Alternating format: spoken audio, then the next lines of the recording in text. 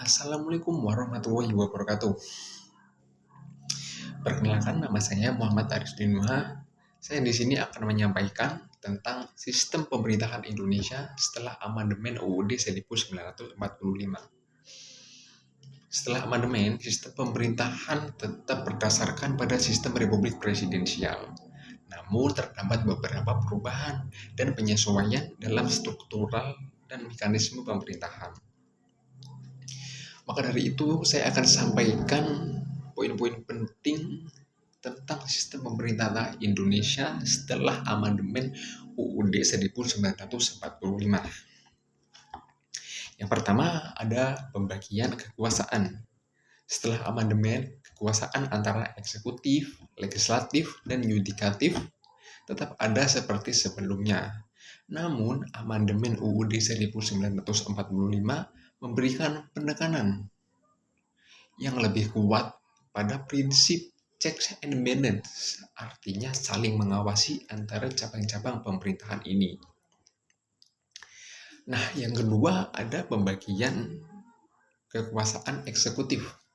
Presiden tetap menjadi kepala negara dan kepala pemerintahan dengan kekuasaan eksekutif yang luas. Namun, amandemen UUD memberikan batasan terhadap kekuasaan dan memperkuat peran dan kewenangan lembaga-lembaga lainnya seperti DPR dan MK. Nah, yang ketiga ada kekuasaan legislatif. DPR, Dewan Perwakilan Rakyat, tetap menjadi lembaga legislatif utama. Namun amandemen UUD memberikan peran yang lebih besar kepada DPR dalam proses legislasi dan pengawasan terhadap pemerintah. Selain itu, amandemen juga memperkenalkan lembaga Dewan Perwakilan Daerah atau DPD sebagai wakil-wakil daerah. Selanjutnya yang keempat ada kekuasaan yudikatif. Mahkamah Konstitusi atau sering disebut juga MK tetap menjadi lembaga yudikatif tertinggi di Indonesia.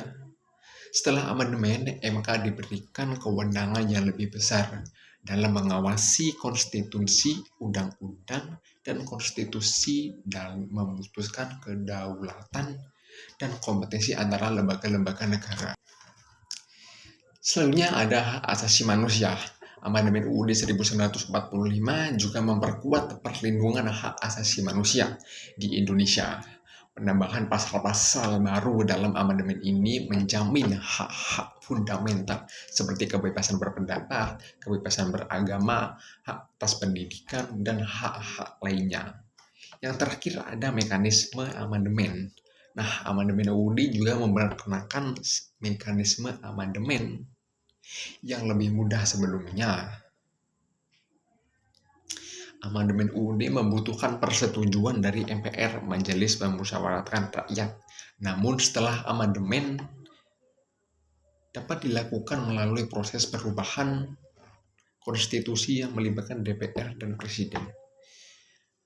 Nah, sistem pemerintahan Indonesia setelah amandemen UUD 1945